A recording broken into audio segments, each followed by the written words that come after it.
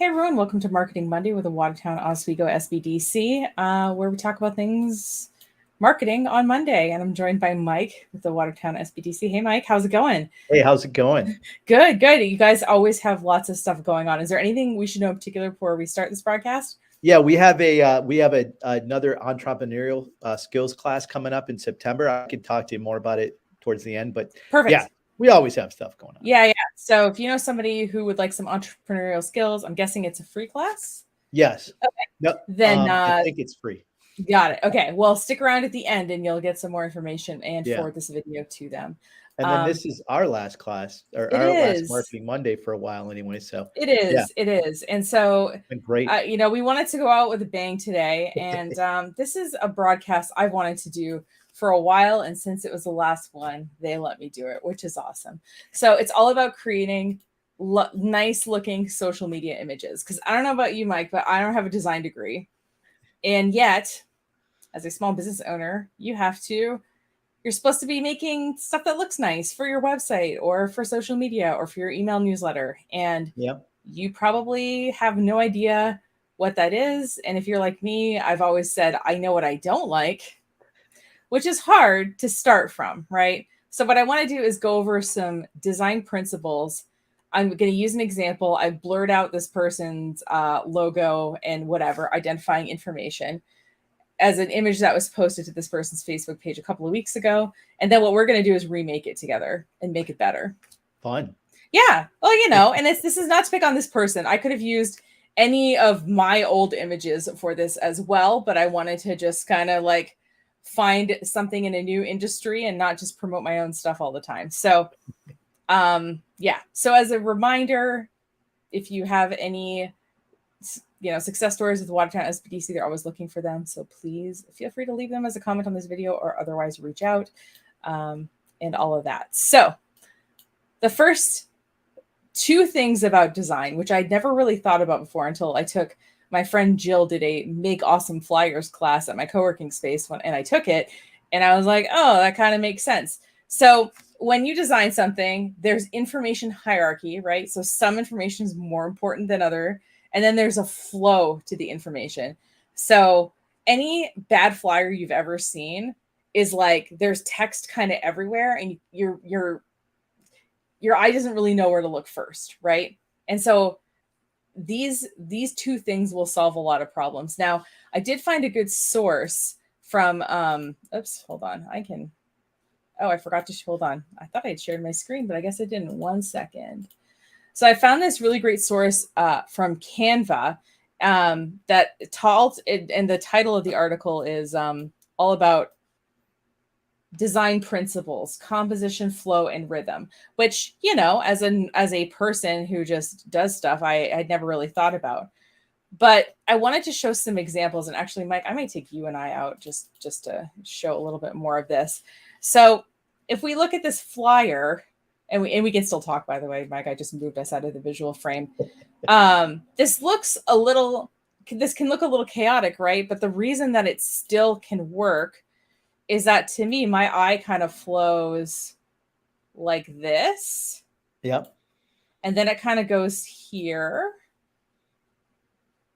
Right? I don't know if, and then it kind of goes to the free shipping in December. Again, this is a lot of text, but it's important to kind of, like when you look at something, and I found this really great Chrome extension where you can draw on websites. So this one, a little bit more. So there's the Start UFO Festival. Yeah. Fun graphic. And then I go to here, and then I go kind of across to here because must be like the sponsors or something like that, right? So all of this has flow. Yeah, Mike. No, I was going to say what I liked about the first one too is it's segmented out a bit, So although there's a lot of information, it's segmented out so you can actually, the flow works. So you're not like, overexposed. Exactly. Yeah. And so if you just go through any image that you don't hate, you can actually look at like the flow of it and see kind of how it's working, right? And what works about it. And honestly, like, if you just look at stuff like that, you'll start seeing patterns in what you like, right? Oh, I really do like it when there's a big image or something like that. And obviously, like the name of the event or the thing you want people to do. So in the case of the example they're showing here, join and ride today is written large, and then this other information is a little bit, smaller, not because it's not important, but it's because it's less important, right? Like, Yeah. It's like those word problems you'd read, and it's like the big part of the math word problem is figuring out which parts are the most relevant for you to solve the problem. So yeah, it's like the creative hook too. You got the hook in the beginning, the big tension grabber, and then if you want details, they can go in further. exactly, yeah. And so you use different sizes for that to kind of communicate the importance of that.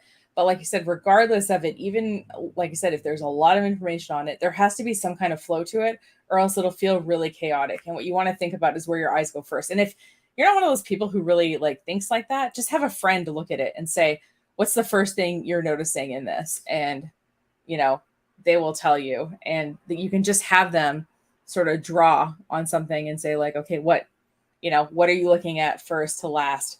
And if you can't draw a continuous line and you're making somebody look on different corners and then go to the middle, like it's just hard. So, but I'll put the link on the screen here. I thought it was a really good article that explained some of these pretty big principles. And honestly, if you even do this one, your designs will get infinitely better really quickly.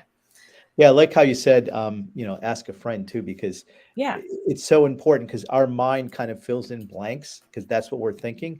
But the outside world might not see that. So yeah, get a couple different perspectives whenever you Right. And can. if you're Do that. looking at your own stuff all the time, Yeah, like yeah, it's really easy to kind of, gloss it over. yeah, Um, Another kind of thing that I guess I learned early on in web design and also carries on to print stuff is not to use a bunch of different fonts because it can look sort of chaotic. And so what most design people will say is use two fonts. Sometimes you can use a third one, like you can. So there's like the headline font, the body font, and then some kind of accent font. So yeah, maybe you want to write sign up in a little script or something like that.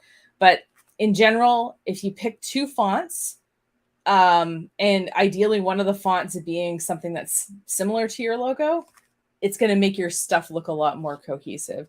So I have some. Now, if you're one of those people who are like, okay, so I know my logo font because I ask the designer what it is. There's these different kinds of fonts out there. And ideally, when you look at font pairings, what you find is that it's a mixture, right? Something yeah, scripty with something less scripty, something that looks like a typewriter with something that looks more modern and doesn't have the serif. So typically it's a mixture of fonts, because there's, we're balancing it out. So, here's two fonts that they think go well together, right? And again, there is thousands of blog articles of people who have thought through the best fonts that work with Montserrat or the best fonts that work with Futura Bold. Like yeah. there are whole groups of smart people who have come up with ideas like that, and you're bound to see maybe a pairing that you like with a font that you already use a lot in your business. And you can use these for slide designs, you can use these for whatever. Once you establish your two fonts, Canva lets you make a branding guide where you can set your colors and your fonts, and then when you're working on stuff, it'll allow you to consistently use those two fonts. Oh, I never heard the two font thing. That's great. I mean, Yeah. I always prefer less fonts, but I never knew it was like a real thing. Yeah. It's Because yeah, just like anything else, it can get confusing if you got seven different fonts, and I like that contrasting thing too. That's a good point. Yeah. I mean, like I said, most of the time people, and there's definitely different ways to contrast them. So don't feel like you don't have to pick this a sort of scripty font if you don't like that. That's fine. There's only one script font that I personally like, so I'm not going to judge you for not wanting to pick one out. But yeah, you're gonna see something that works together. That I like that, and you can use that across the board. And like I said, that if someone is seeing your stuff, right, they might be on your Facebook page or on your Instagram page looking at something, or they might see your flyer at the local coffee shop, or they might have been, accidentally found your website through a search, right? And so what you want is, if you're always using the same fonts, it all looks like it's by the same company, because especially if you're in a competitive if you're like a real estate agency or I don't know, a dentist or something, like, oh, I saw your flyer the other day, and then you're like, that wasn't ours. That was somebody else's. And so by making these decisions, it might feel rigid, but trust me, you'll see in a second, we're going to have plenty of room to play with that. But 2 fonts max is generally the thing. Yeah, and I like that branding thing point. That's so important. Yeah, so they get used to when they see the font, they cannot even read it, and they know it's you. And the same with the color. It's like, you think of certain brands, and you can immediately look at their logo. Apple comes to mind. It's got you can visualize Mac, and you can visualize the Apple. Yeah, and their font, everything on their website is in Helvetica font. Yeah, there's a whole documentary about, it's called Helvetica. If you're a font nerd and like enjoy font things, feel free to reach out. I've got some font jokes ready to right at the ready. But yeah, so and again, like if you saw something by Apple, if you saw an Apple flyer in the middle of the Amazonian rainforest, you wouldn't even necessarily have to be able to read whatever language that font was in. You would recognize it right away as Apple. So and yeah, we can, as a local business, maybe we're not going to get that kind of brand recognition, but around town, if you're the hairdresser that always has the green with the what what I mean, like people start recognizing your stuff. So and you can still get creative with it. Like I said, you can have branding guidelines and still feel like you have some creative freedom. Absolutely. And then this is something that I also learned in the flyer workshop, which is the stronger your design, the more easily you can turn it into a black and white image. So if it's clear, you should be able to print it in grayscale and have it still be clear. This kind of takes away, like if colors are too close to each other, I'll get into that in a second, but actually, no, I'll get into it now. There is something with website or accessibility where if the colors are too close to each other, they aren't able to be read. And so I wanted to show, if you're not sure, so I have this problem. In my logo, I have a very distinct color. It is a teal color, and I always have to keep it in my color picker. Yes, this is the turquoise color that I sometimes want to write stuff on. Now, should I write it in white or in black? Any guesses, Mike? Would it be clear in black or in white? Turquoise, I would think black would be better. Okay, so here is black with turquoise in the foreground, black. Oh, whoops, hold on. Let's switch that around. It's going to freak out because it's like, fail, no contrast, because it's the same one. So let's see.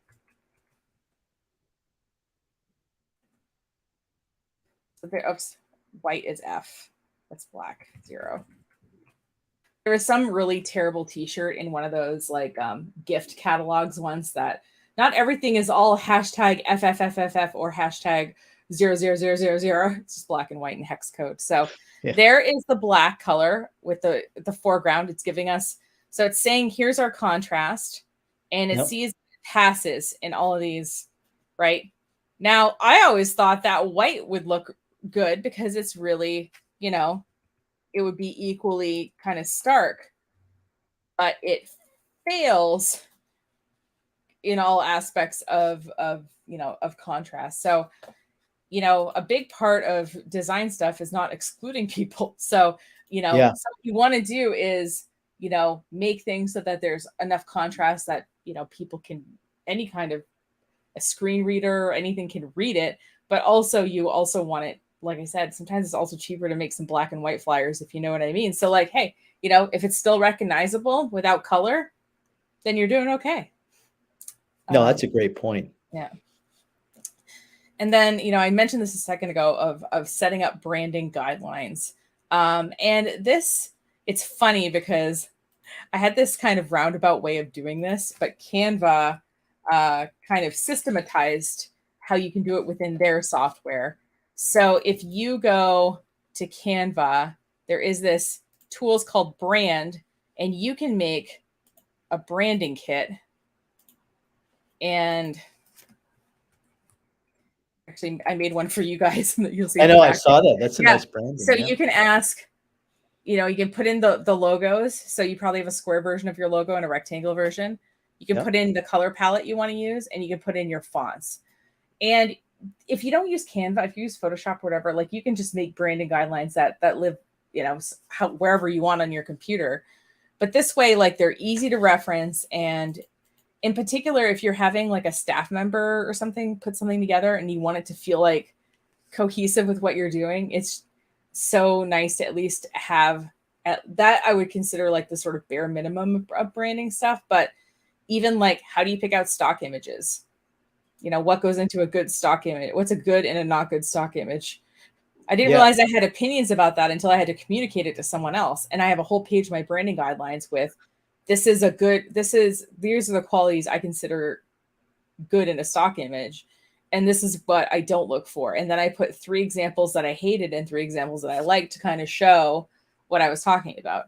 So just, I know it seems like a pain to set it up, but even setting up a little branding thing like Canva has will make your stuff infinitely better. And like I said, I made one for the SBDC because, as we're working on slides and stuff, I wanted to make sure everything matched when I was, working with the rest of the team over there. So yeah, and we have, we have branding guidelines. It's the way it is. Like if you put a flyer out, website, anything, it all needs the colors, it needs the right font. And because like we said before, the consistency, people start making the connections, and then they even know it's you before, they have to read it. So which is good. Yeah, absolutely. And then, pick, obviously most of us are going to have to use either icons or stock photos or some kind of other image asset that we didn't take, right? You can take your own. That's obviously the best if you can swing that, but picking, strong supporting images, because at a certain point, like we've all seen the same stock images over and over again. Like, it's funny because you can reverse image search on something like Google, right? And if you reverse image search a stock image, you can see all the different places it's used. And it's like, oh, that's erectile dysfunction medicine. Oh, that's, a dental clinic. And oh, that's like a PTA fundraiser flyer, the same image. So, looking a little bit more far afield for stuff, not always going to the same stock image websites, although there is tons of royalty-free ones these days. I don't know. I know, Mike, even a few years ago, I remember having to buy stock images and being like, okay, well, I hope the client likes this one because I'm about to spend $5 on Shutterstock on it, Right. But yeah, so what are some good tips for like royalty, websites with the royalty-free image? Well, like I find, 1 second, my favorite, it's so funny. So that my friend who does the flyer design, who did that workshop, she likes Pixabay. I like Pexels. But let's say we looked for, let's say there was, you have Entrepreneur. Huh. All right, so let's see what's out there. So as you see, this picture of an entrepreneur feels very different from this picture of an entrepreneur. Now, I would use something like this, but I know the SBDC, maybe she looks a little bit too laid back here. I feel like you might use something like this, right? This feels more, right? Or that can be good. Yeah. Depending what you're going for. Yeah, you might using, I just noticed, more. So we've got some different settings. We have some different kinds of people, one person versus multiple people. We have different, ethnicity. Yes. Here's me praying in the boardroom that I don't, that I get the project. So yeah, so there's tons of stuff out there. I will say sometimes like looking at things like illustrations or even like sometimes like video clips, you notice that it's kind of this cool thing right now to have like the video in the background of the website, where so there are these, there's like I just saw a cat. Where did I see the cat? Anyway, so I would say it's that. And I will say my favorite other thing is the Noun Project. Mm-hmm. Tell me an icon that you something obscure, Mike, that you would think there would never be an icon of. Okay.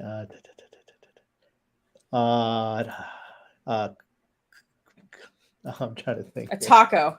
All right. A taco. There we go. Oh, what? You don't think there's any icons for tacos? There's 579 different tacos on here. Or like I was working with a company that does like specific messenger RNA research, and they're like, look up, and then they had me put in the name of the machine they use, and they're like, oh, that's pretty good, save that one. Oh, put in RNA sequencing, and then they were like, oh, these icons. So they had some really like obscure icons as well. Someone says, thank you for this information. Hey, no problem. This is, like I said, this is the broadcast I've wanted to do for a while. So I guess what I'm saying with supporting images is, yes, feel free to use the stock photo, but there are other things you can use as well. Like I said, I found this. I'll see if I can find him. I got to plug in my computer real quick. Sorry. Yeah, go ahead. The head's going to disappear for a second. Yeah, I'm going to see if I can find. I found this person that does these illustrations that I love. Well, we'll take Mike off the screen for a second. I'll see if I can find him, but I'm thinking I like his stuff so much that I want to reach out to him because there's some things I'd like him to illustrate. I'm going to see if I can pull up the pictures that we have in Dropbox from this guy, because I was like, wow, these are stock things and they're really good. And I've been using them in my live streams and stuff. So hold on. Actually, oh no, I took it out. Let's see. Design and general elements. Stock photos. Just looking for, so let's see. Where's the Illustrator person? Apparently all the ones I paid like Dollar Photo Club and stuff, like all the ones I paid that kind of money for. So like so I saw this guy's illustrations on Pixabay or something. Yeah. And I just like, I liked, or no, that's not it. Like I liked all the illustration style. Oh no, these aren't them.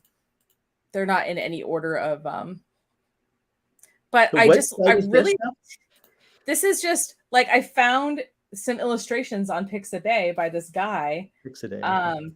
And he's an artist there. And so I have it subscribed so that when he uploads something new, I get an email, but I'm also making a list of the kind of designs I'd want him to make for me. And I think I might just hire him to like do some custom illustrations for me. So I guess what I'm saying is you don't have to just settle on stock photos. There is other ways to do images that aren't just that, to kind of vary your design a bit. Yeah, it can be fun too, Yeah. It was, like I said, once I found those, I like went through all of them. I didn't like all of them. Okay. Like he had like 300 illustrations and I liked like 20 of them, but I was like, but I like the style of it. I was like, okay. Right. And I didn't know how to name the style because I'm not an art, like I appreciate art, but I'm a geology major who's, found themselves in a designy role these days. So, sometimes you don't know what you like until you see it. And so look around. If you see on these websites a talented person, whether it's a photographer or whether it's an illustrator or a videographer, and you want some specific footage for you, reach out. You can also locally too, you could get somebody to come in, a photographer or videographer, and get a bunch of stock footage that you can use for your stuff, multiple times throughout the year. So it doesn't have to be expensive or anything. And it's unique to you that way. So yeah, the other thing is consider like the aspect ratio of what you're dealing with. And what I mean by that is that obviously if it's going to be an Instagram reel or something, it's going to be vertical. If it's going to go on YouTube, it's going to be more horizontal. So what I have to do for clients is if I'm posting something that's going to be long, and then that's also going to be a square, is I typically have to make 2 different videos. And I'll since the video is high enough, I'm taking it in high enough resolution, I can crop it in. And there was this one, I did a series of videos for a client.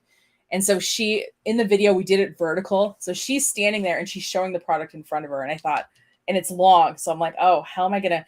So I made it and it looks like 2 cameras. So she's talking and then she starts talking about the products and I snap to her hands and how she's showing the products. And then I snap back to her face. And that's how I dealt with it needing to be square. Right. So as you're capturing stuff or as you're designing stuff, just know, okay, how is this going to appear where I'm going to put it?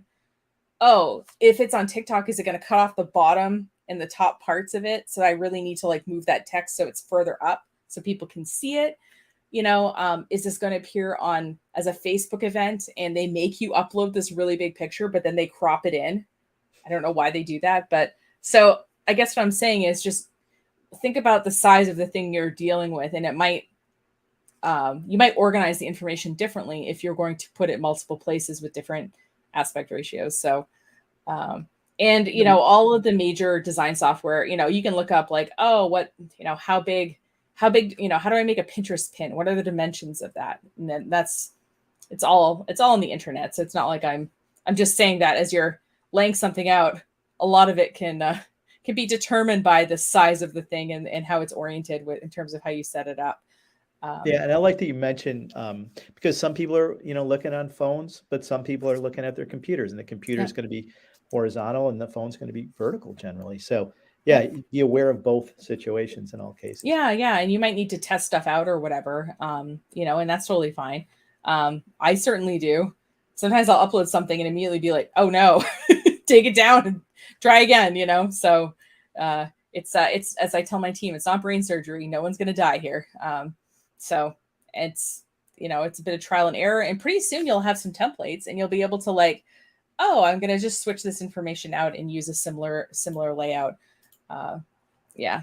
All right. Yeah. And keep stuff organized so you can, like you say, tap into it later too. Absolutely. Yeah. So it feels like a lot of work at the beginning, but just know you're going to be able to, to use it later as well.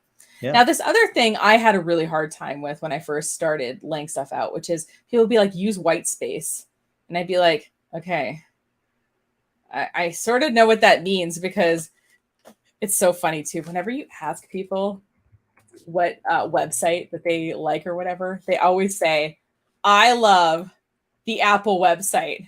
And it's like, okay, white background, black text, Helvetica font. Nice and simple. Pictures of iPhones. Cool. Yeah. Do you sell iPhones? No. So whenever I think of white space, I think of that website. I think what they're trying to say is, I want something that like looks high end, that, that's easy to navigate, that is not too cluttered. And so, so I think white space can really communicate that. And I did, and I was trying to think like, okay, how would I communicate white space? And I did find the article that I'll show on the screen here. So white space is just allowing space around something, right? Because if this was cropped in such a way that like part of her head was cut off, or like, it looked like she was leaning right up against the edge, like it would look like she was like in a box and kind of stuck there. Here's another example that has some white space. So they don't feel a need to cover every.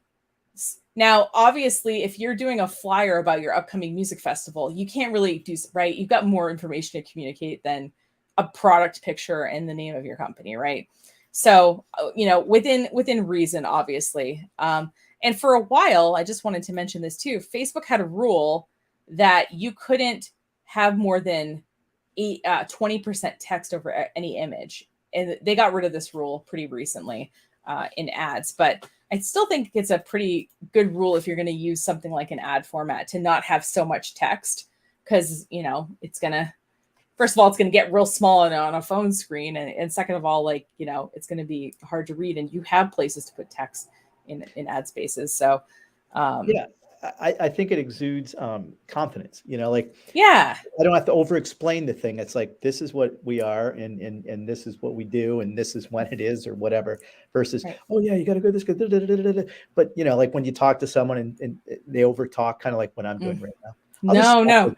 I feel like I think that's a really good point, because think about it. If you're sending people to your website or to your Facebook page or whatever to get more information, you can do all that explaining there. Yeah. You just need to let them know when is the concert, where is the concert, day, time, general location. And then, if you want to buy tickets or learn more, go here. And then you can get into the, minutia of, here are the food vendors who are going to be there, and here's who's sponsoring it and all that stuff. Like, you don't need to get into it in the image. That image doesn't have to do all of the work. It has to communicate the essential information and pique people's interest. So yeah, it's the teaser image, really. It's like, yeah. I want to find out more, so I go here. Absolutely. Yep. So, So yeah, there's different ways that you can, there's like white space checker online. If you make an image and want to upload it, it will, there are websites that will tell you what percentage white space that you have on that image.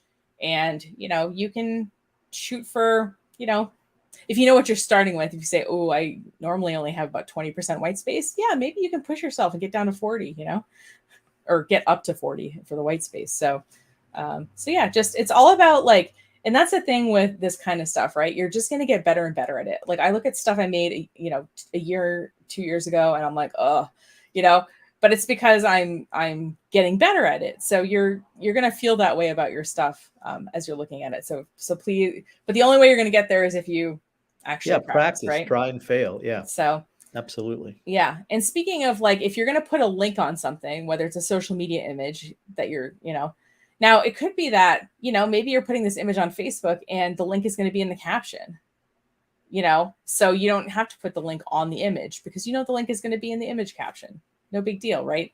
But if you're going to put, a link on something like it's a physical flyer of some sort, or, and, maybe you want to put a QR code or a short link or something, but just think about how people are going to access that link. So, newspaper websites are notorious for having really long links. So if you're like, go to, newsstation.com/August/2022/arts and leisure and then the name of whatever the article, it's hard to get people to that. So there's a couple of things you can do. Like I said, you can make a QR code. They're not hard to make. And when people scan it, they'll be brought to a specific page on your website or a specific website in general. You can also make a short link. So, there's link shortening software out there like Bitly and tinyurl.com, which you put in a long link. You say, oh, what do you want the link to be? Oh, now it'll be bit.ly.com/music festival, or something. And then that's a little bit easier to remember. Granted, it's not the easiest thing to remember, but it's still easier than a really long link. So, and yeah, can I talk about QR codes for absolutely. So, yeah. I have no opinions on them. I love QR codes. Mm-hmm. I love them. However, you still need like some basic information in there for like, an old guy like me that walks by it, like at least give me a phone number or a basic website or something to just do the QR code. Cause then I'll just kind of like, even though I know I can get my smartphone out and figure it out, but sure. Yeah, no, absolutely. And the other thing too is people forget domains are really cheap. You can buy a domain name for like, I don't know, $8 to $10. So you can also just buy, watertownmusicfestival.com. Yeah. 2022 or whatever. Yeah. Right. Yeah. Exactly. It's like, it's cheap. So if there's some URL that would make it easy for people to remember, you could just buy it for the year, let it expire when it runs out. But yeah, I think all of us web people have a little domain pile that I intended to use for something. Didn't quite happen. Yeah. So, but yeah, so you can make links in different ways, but just think about like, okay, if I'm sending people to a link, how are they going to access it? Like, what is the easiest way for my audience? Maybe they don't know about QR codes, and I'm not a QR code person either. I'd rather have a short link that I typed in, but that's just for me. And then, copy edit, for brevity. I know when I write something, even like a description of an event, I usually write it and then I look at it the next day and cut it in half. So, the thing with the internet is like people don't read stuff. And when I write my blog, I do put in little jokes for if someone is reading it. Like I try to like kind of reward them a little bit. But for the stuff that's essential, it either gets bolded, bulleted, it's a caption on a visual, or I just know they're not going to see it. And bold and bullets are so important. Yeah. You get if it's a long paragraph, forget about it. Right. Especially if this person, they don't know you. Now, granted, if they knew how great you were, they would read your paragraph and love it. But like, right. They've been getting 10,000 marketing messages a day or something, like, so we need to get them the information that they need. So don't be afraid to make things brief. If they're interested, they can go to the website and learn more. You can have bios on all the speakers on the website, or, you can have like, oh, this is exactly the menu that is going to be served, that kind of thing. Don't feel like you have to do it all with the image, I guess. But absolutely. And yeah. like what I'm doing right now is we all get so many emails that like I'll just go through and I'll look at the subject line and and I'll just delete. And I'm probably missing important emails, but just because it gets, who's it from and what's the subject? And because it gets ridiculous, you get 50, 100 emails every day. And so again, brevity in all aspects of marketing is so important. Yeah. Like when I emailed Mike, it was like, link for today. Yeah. Here's the link for today's broadcast. Right. Like just, descriptive. We all appreciate that. And then, this is my last tip. And then we're going to do an example one, which is if you're going to use a Canva template or a Photoshop template or whatever, just change some of it because we've all seen the same Canva. Like I can now pick out what Canva template someone is using. Not all the time, but a lot of the time.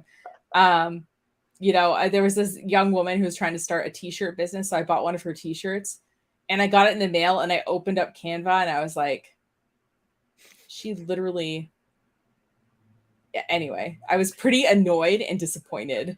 I mean, change a part of it, right? Yeah. Like, because there's so much out there.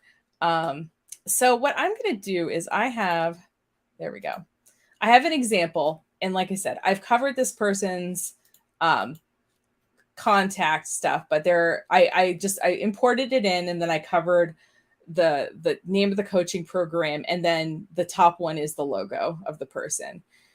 So now design wise, let's take a look at this, right? So first of all, we see, margin, the I'm is like touching that line. I want to give it some more room, right? I will say the other thing that Jill taught me is if you're going to use bullets, don't center them. Bullets are either left justified or don't use them at all. And if you see it here, it makes total sense, right?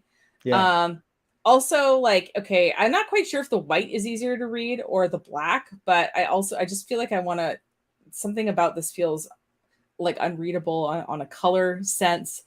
So go ahead. No, I was going to say it's weird. Again, I'm seeing this for the first time, but it seems like the most important thing is like out of the frame. In other words, like it almost looks like this arrow is going off in the distance, and I want to know what's up there. Right. Well, granted, I'm covering up, like I said, this person's identifying information. Yeah. But our eye would be going to the name of the company and the name of the coaching program, right? Yeah. So what I want to do instead is I want to center it around the person that they're looking for, which is people who want to, feel good as they're aging.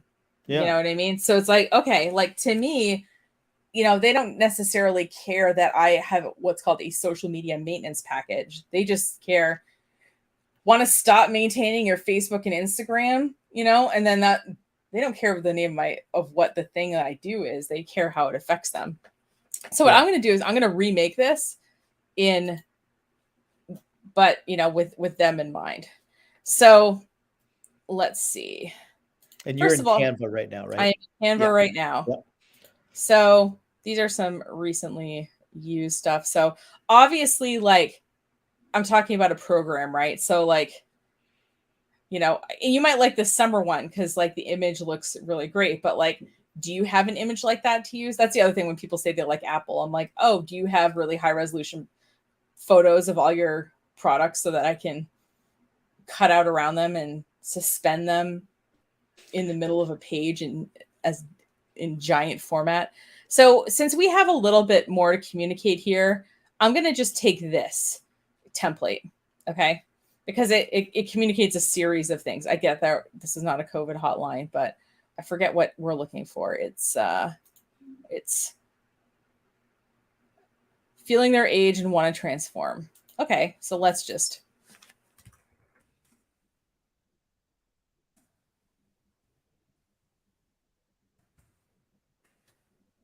Okay. All right. So now you see here, if we look, it looks like there's nice space around here and it looks a little crowded over here. So I'm going to make this a little smaller. Okay.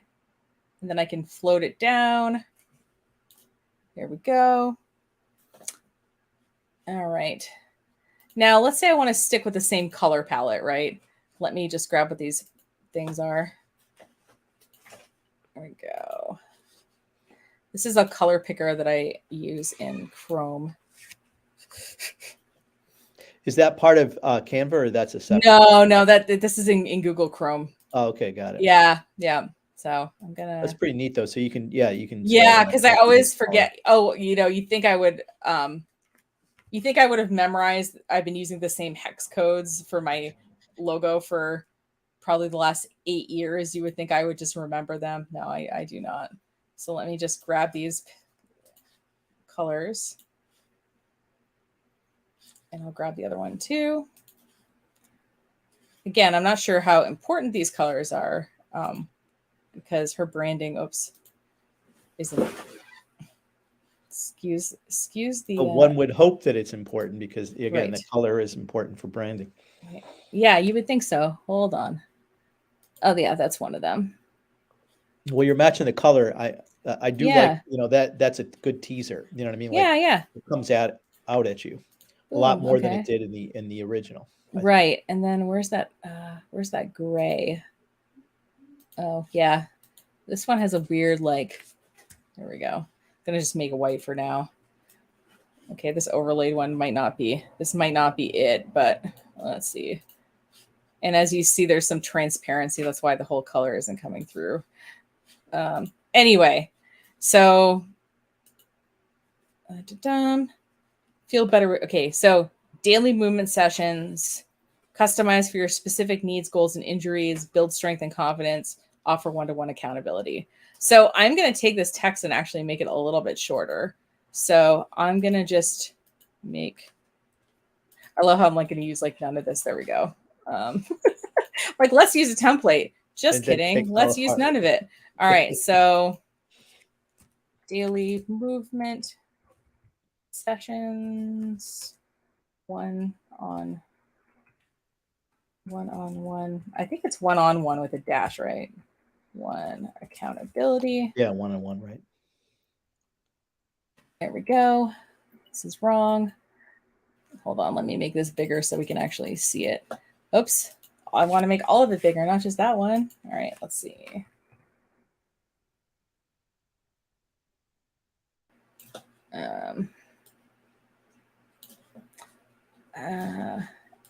And already feeling better. Now,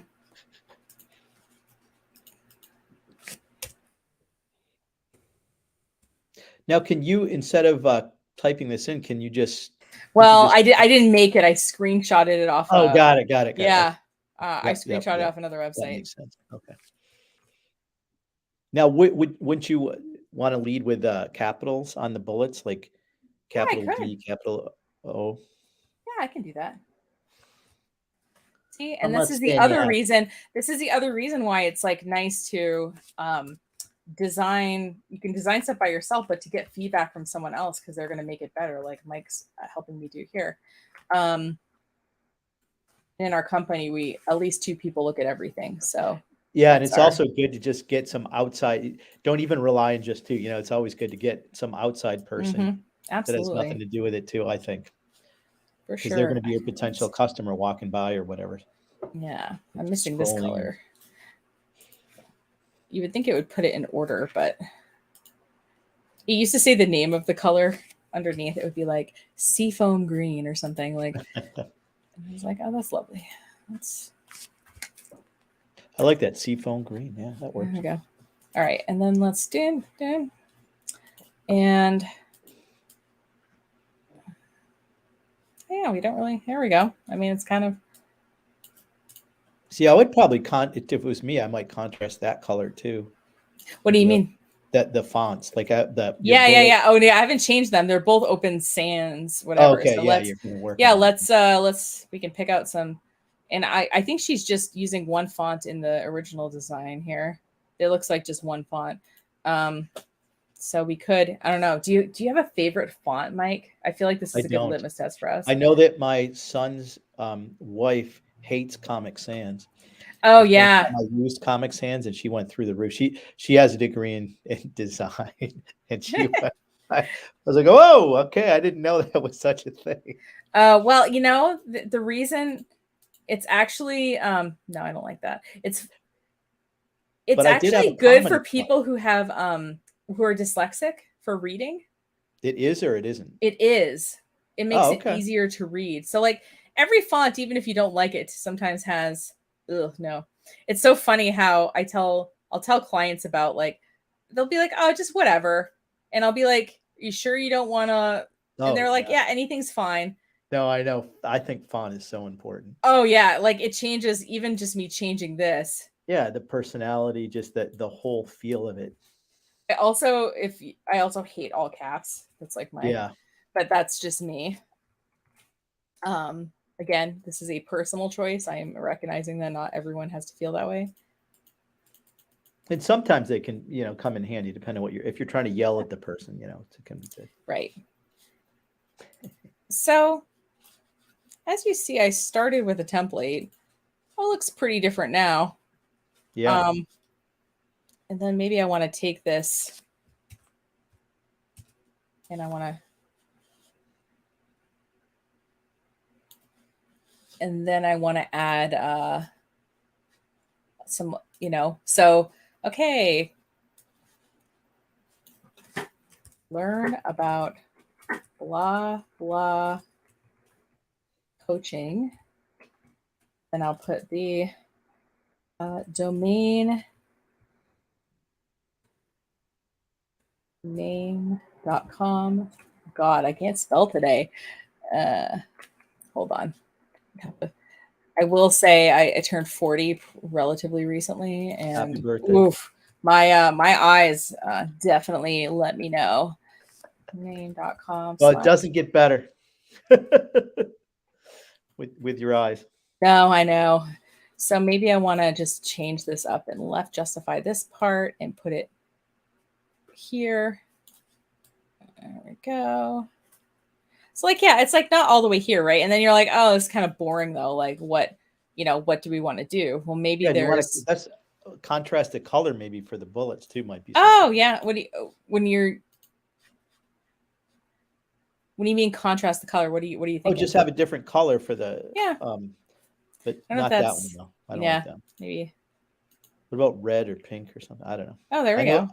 I know it's not in there. Yeah, I have no idea what the branding guidelines are like Yeah, at branded all. lines are. It seems like there needs to be more color contrast in this font. Right. And again, I would question even, do you need to say learn about? I mean, if you just put the website, isn't it obvious? Like if I want to learn about it, I'm going to click on the website Or versus saying, Or we could just say learn more. Yeah. Yeah, learn more. Yeah. Yeah. And I could put like if I had like a logo or something, I could just put it in here, I could put it in the lower corner or something. Like but again, would I make it better if we had more time? I would.